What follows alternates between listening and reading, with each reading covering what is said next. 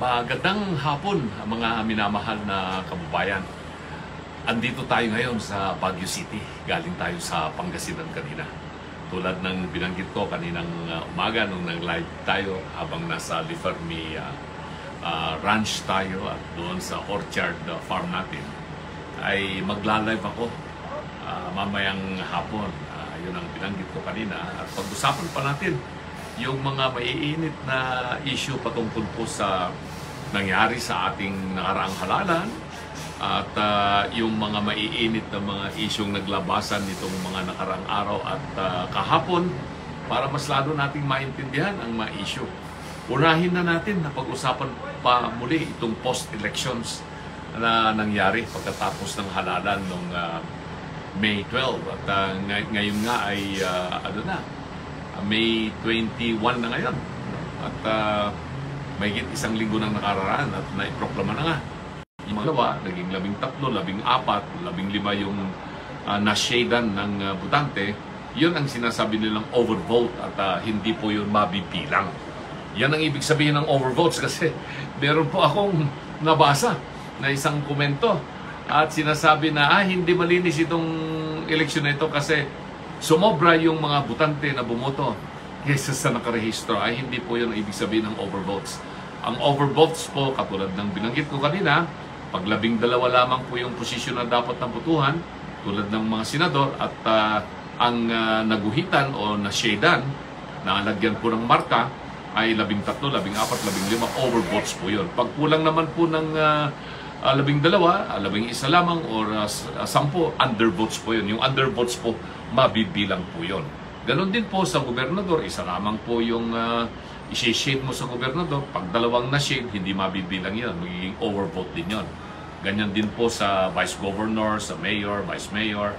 At ganon din sa mga councilors. Pag ang councilors ay sa munisipyo ay 8 lamang at sumobra po sa 8 ang binutuhan at magiging overvote yun. Hindi rin po mabibilang sa kahit na sinong mga kandidato doon sa councilor. Ganon din po sa sangguniang panglungsod at panglalawigan. So hindi po malinaw, hindi pa po nagbibigay ng pahayag ang Commission on Election.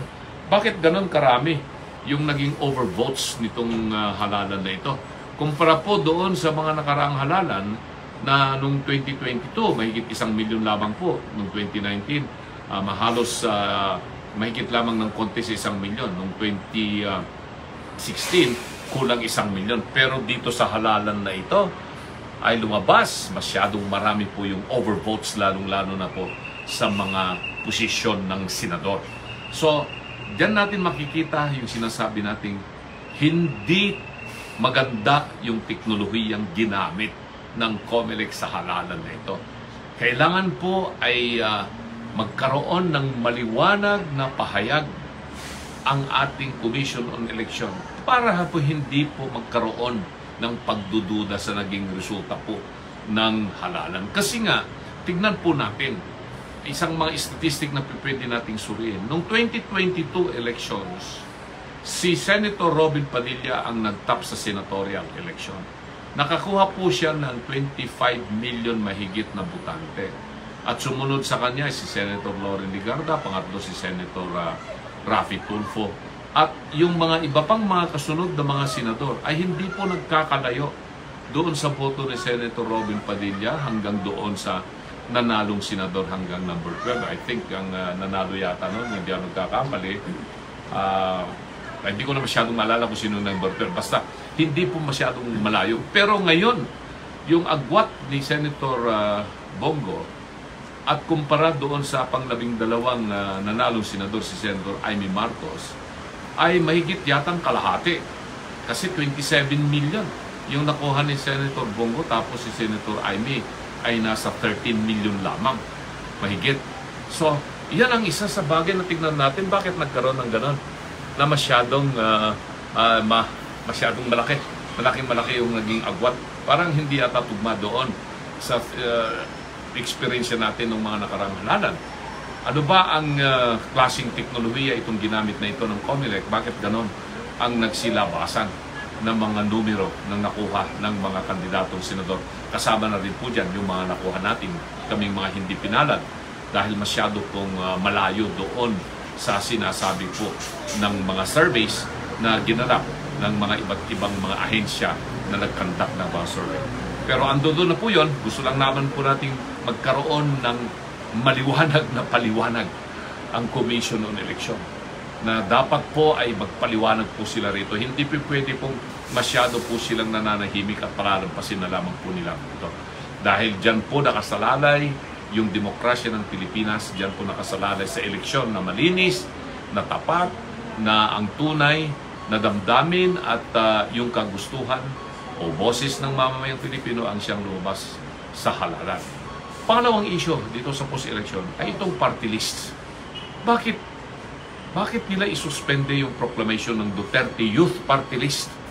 Dahil po sa isang reklamo na ginawa nung mga 5 taon nang nakakaraan, bago pa mag-2019 elections, itong reklamo na ito.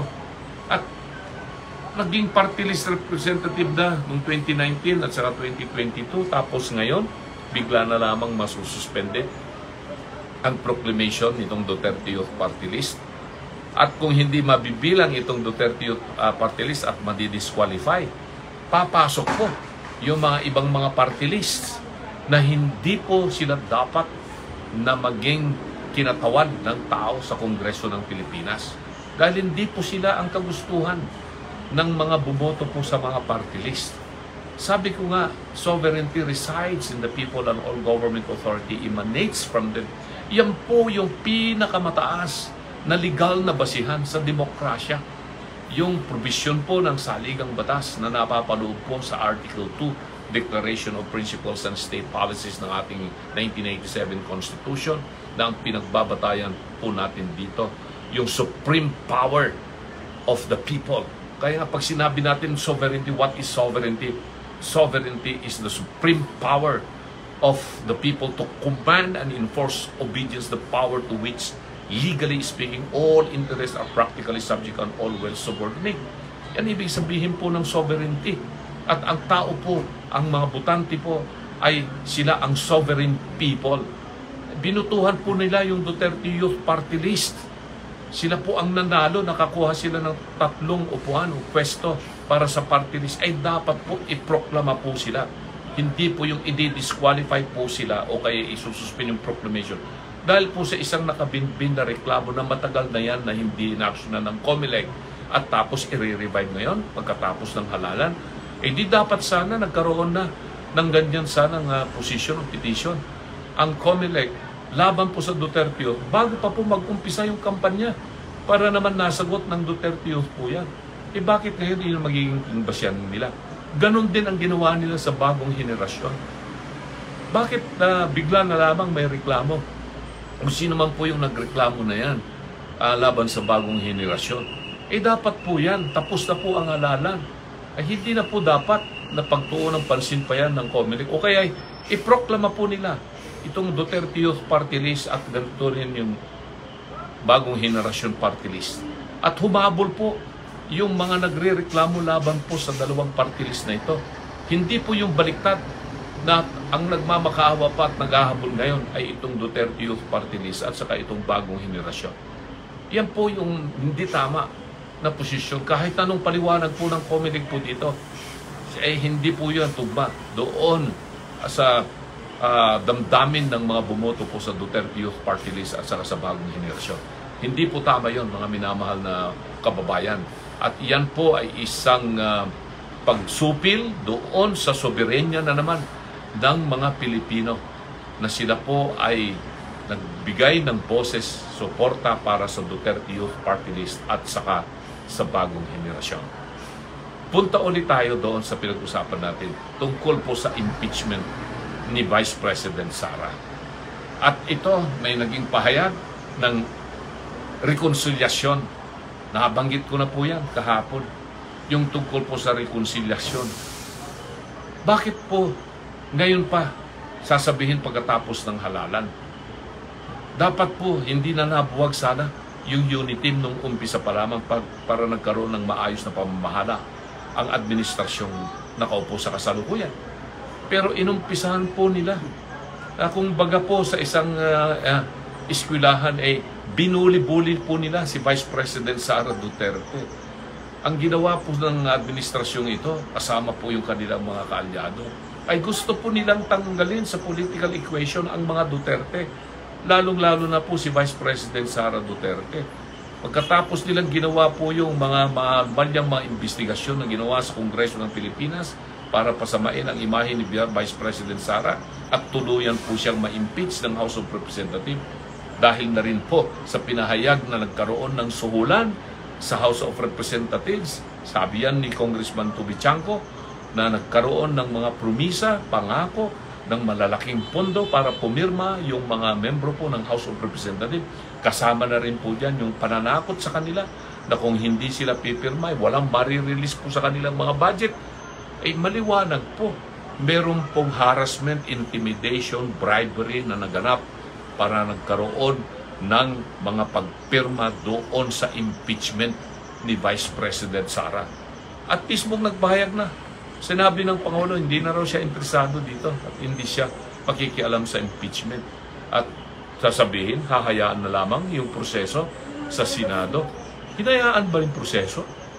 O Malacanang at ang administrasyon ang siya talagang nag-umpisa po nito sa ginawa nila kay Vice President Sara. Tapos ngayon, sasabihin magkakaroon ng reconciliation sa mga Duterte. Kalimutan na ba natin yung ginawa nila kay Tatay Digong? Kalimutan na ba natin yung pag-surrender ng soberenya, pagsuko ng soberenya ng Pilipinas sa kamay ng mga dayuhan?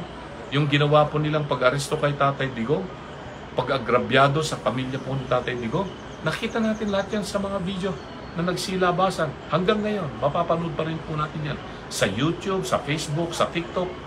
Itong klaseng mga akto na ginawa laban sa mga pamilya Duterte. Kalilimutan na ba natin yun? At ngayon biglang magkakaroon ng reconciliation para raw we build bridges rather than burn bridges.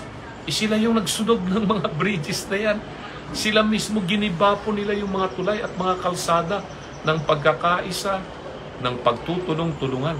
Tapos sasabihin ngayon ng administrasyon at ng mga kaalyado nila na itong nalalabig 3 taon, pwede pang maisalba itong administrasyon na ito at magkakaroon pa ng good governance.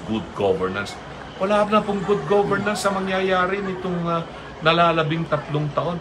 Kasi andi dyan pa rin yung mga nakapalibot ng mga opisyalis ng gobyerno na sila ang nagpapatakbo ng gobyernong ito at hindi na raw ang Pangulo. Yan ang sabi ni Senator Amy Marcos. Siya na mismo ang nagsasabi na ang gobyerno ngayon ay hindi gobyerno Marcos. Meron siyang mga binanggit na mga apelyido at yung mga nakapalibot na mga opisyal.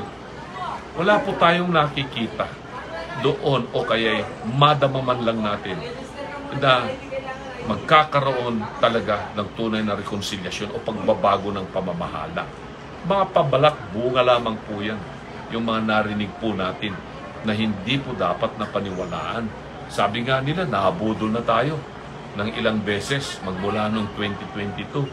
Pabubudol-budol na naman ba tayo mga Pilipino? Ang reconciliation po dito, mangyayari lamang po yun para pag maipakita nila na talagang sincero sila, yung impeachment ni VP Sara, dahil alam po nila wala na po silang numero sa mga senador. Kahit na po yung mga kasalukuyang nakaupong mga senador, kulang po yung kanilang numero upang sa ganoon ay magkaroon ng conviction ng 16 na mga senador para po mapatanggal si VP Sara. Palagay ko lalong-lalo na po pag itutuloy po nila yung impeachment, kahit na po alam po nilang illegal na po yan, pagdapo ng mga bagong senador na hindi po dapat na ituloy po yan. At tulad ng mga nabanggit po mga paliwanag. No? At alam po nila na magkakaroon ng malaki at malakas na argumento or legal na usapin sa Korte Suprema pag itutuloy pa rin po nila itong impeachment na ito pag upo ng bagong Kongreso at ng Senado sa June 30 at kung sila po ay ma-organize sa ika-4 na Lunes ng Hulyo. Alalahanin po natin, marami pa pong nakabinbin ng mga kaso sa Supreme Court. Patungkol po sa ginawa nila kay Tatay Digong, meron pa pong mga 3 habeas corpus petition na nakabinbin sa Supreme Court. Meron pa pong isang petition for certiorari na nakabinbin. At ganoon din, meron pa rin pong petition na nakabinbin sa Supreme Court tungkol po sa impeachment na hindi pa po nare-resolve ito. At marami pa pong mga petisyon na nakabimbing sa Supreme Court tungkol po sa mga anomalyang pamamahala na naganap nitong nakaraang 2 taon at kalahati, magtatatlong taon na. Lalong-lalo na po itong 2025 na budget ng pamahalaan. Hindi pa po natatapos ang usapin patungkol po dyan. Ngayon, magpunta tayo sa liderato ng kasalukuyan. Marami nagsasabi, mabait daw ang Pangulo. Siya raw po ay pasensyoso. Magpalagay na po natin na totoo po lahat yun. Pero ang pinag-uusapan po natin dito ay kung ang Pangulo ba ay isang matatag na leader. Kailangan po natin dito ay matatag at malinis na liderato. No?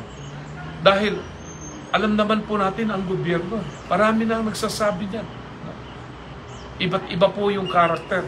Iba't iba po yung pananaw. Iba't iba po yung disiplina ng mga malalapit na mga tao sa Pangulo. Mga cabinet members, mga negosyante, mga iba't ibang mga kaibigan na lahat po ito ay maaaring paniwalaan po ng nakaupong Pangulo ng Pilipinas.